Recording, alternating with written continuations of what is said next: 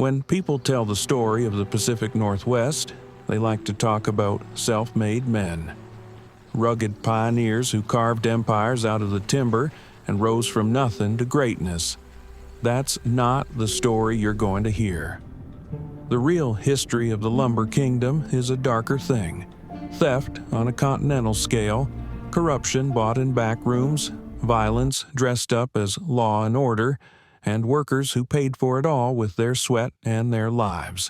In 1917, in a Seattle courtroom, the mask slipped. Officially, it was the trial of Thomas H. Tracy and other workers accused after the bloodshed at Everett. But listen closely to the testimony and you hear something else. The lumber barons themselves confessing what they had built. A system that owned governors and sheriffs, judges and newspapers, a system ready to kill to keep its profits safe. In that sense, it was the lumber trust and the social order behind it that found itself on trial. To understand how we reached that moment, you have to start far from the courtroom, out in the forests. On paper, in ledgers and land deeds, the lumber kings wrote themselves into history as builders. In practice, they began by taking what was supposed to belong to everyone. This story follows that path, from the stolen lands and conserved forests through the machines that chewed up both trees and men, to a city called Everett, where the kingdom tried to crush anyone who questioned it. The first fortunes of the timber barons did not grow from honest sweat. They grew from paper tricks. A man might homestead 160 acres with money loaned to him by a lumber company. His name, the only thing the company really needed. Sometimes his home was little more than 3 planks nailed together on a clearing. Elsewhere, rich timber was taken up as mineral land, even when no ore lay under the soil. Piece by piece, forest by forest, the most valuable land passed quietly into the hands of the trust. These methods were crude and costly, and they stirred public anger.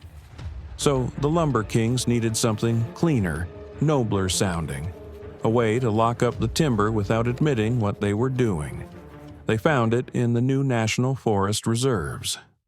In 1898, millions of acres were sealed away at the stroke of a pen, and within a few years, most of the great public forests had been drawn inside those lines. Officially, it was to protect the land. In practice, it meant homesteaders were turned back at rifle range while the big companies walked in through the side door, contracts in hand. The sales pitch was simple. The public domain was being wasted, the timber cut too fast, the watersheds stripped bare. Reserve the forest now, the reformers said, or your grandchildren will have no timber, your rivers only droughts and floods. There was some truth in that. But the effect of the reserves was very clear. They closed off enough land to have housed and fed millions of people for a generation. They pulled the last free frontier out from under landless men and women, and they did it decades earlier than the natural course of settlement would have done alone. If you were already living inside a newly created forest reserve, the government suddenly took a very close interest in your paperwork. Small settlers watched their homesteads torn apart by legal technicalities.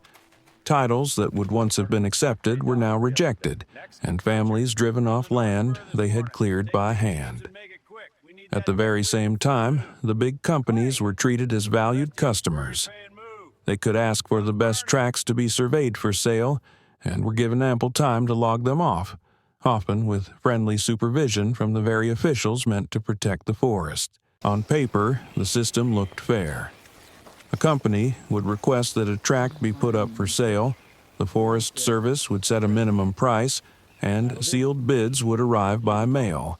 The highest responsible bidder would get the timber. But among the large companies, there was rarely any real competition. When one trust-aligned firm wanted a tract, the others politely stayed away. If a small independent mill dared to bid and even offered more, it often found its proposal ruled improper or its finances insufficient. When independents requested a tract, one of the big companies somehow appeared with a bid just a little higher, and the rules were suddenly enforced to the letter. The government also picked up the tab for risks that private owners used to shoulder. If fire burned a tract before the saws reached it, the company didn't lose. It simply received another area, equal in value and accessibility, while federal guards patrolled the forests and kept out homesteaders who might have competed with them. No taxes, no interest on the standing timber, and no stubborn farmer holding the key to a vital logging road. Little wonder the arrangement was described even then as a division of spoils. The apples to the lumber trust, and the cores to the landless people who needed homes. A lawyer might protest that much of this was within the law, but the law is not a moral shield.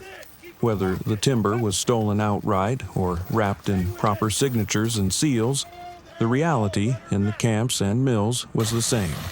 Profit meant paying workers less than the value they created.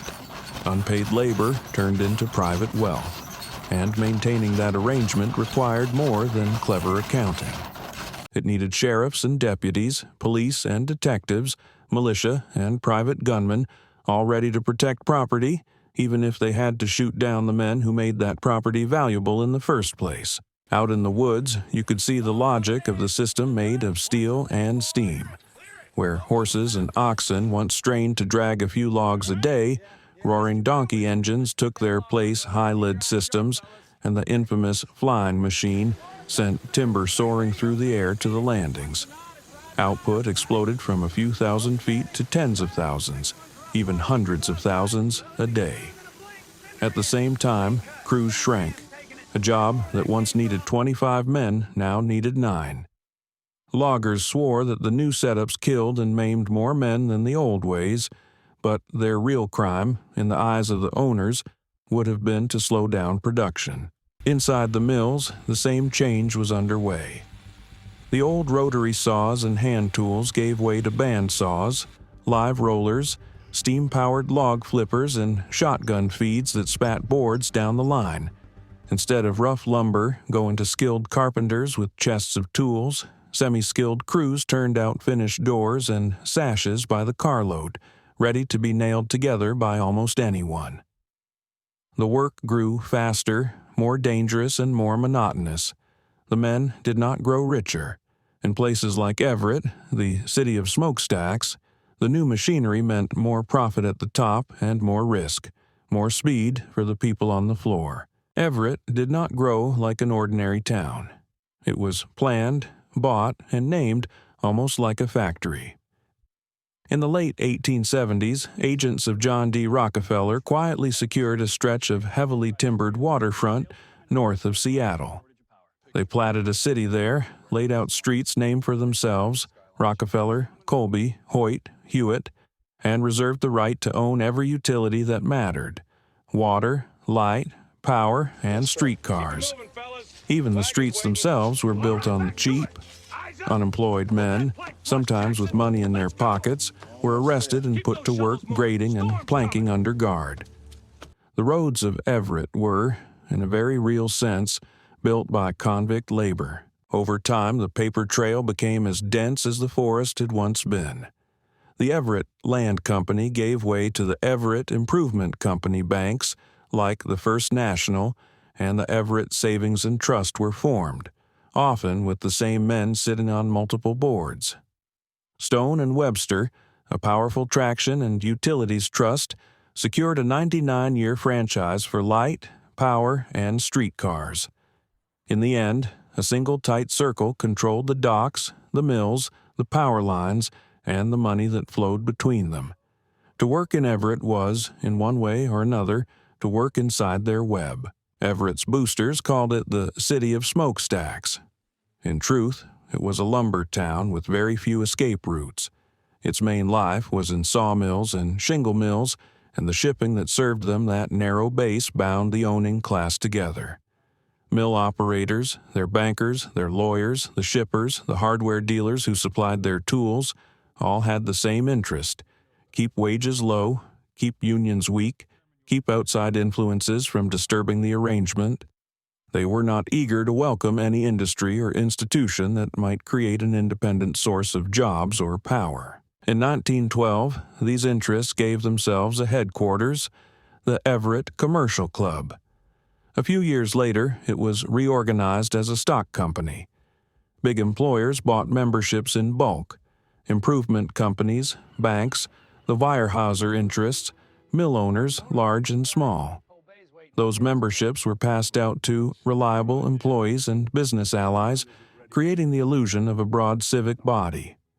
Organized labor had no seat at the table. From that building, policy was set: which voices would be heard in the newspapers, which speakers would be allowed in town, which strikes would be met with polite negotiation, and which with gunmen. The clash in Everett was not unique. It was a local chapter of a story written in many places with the same ink. On the Mesaba Range, miners fought the ore trusts in Ludlow, Colorado. Families burned in tent colonies under company gunfire. In Lawrence, Massachusetts, textile workers wove their own resistance into the fabric of that city.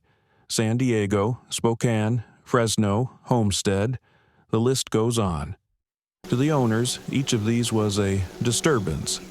To the workers, they were signs that wage slavery was neither natural nor inevitable, but a system held together by force, and therefore something that might one day be changed. The full history of the lumber kingdom has not yet been written, because its final chapters lie in the future. Those who seized the forests and built their fortunes on stolen land and stolen time imagined their order would last forever. Yet the very workers they tried to silence were struggling, however blindly, toward a different idea: an industrial democracy in which those who labor also rule. When you look at the stumps and second growth, or at a quiet waterfront where smokestacks once stood, remember this: every tree felled, every street laid, every dock built in Everett, and places like it contains not just wood and stone, but the record of that unfinished struggle.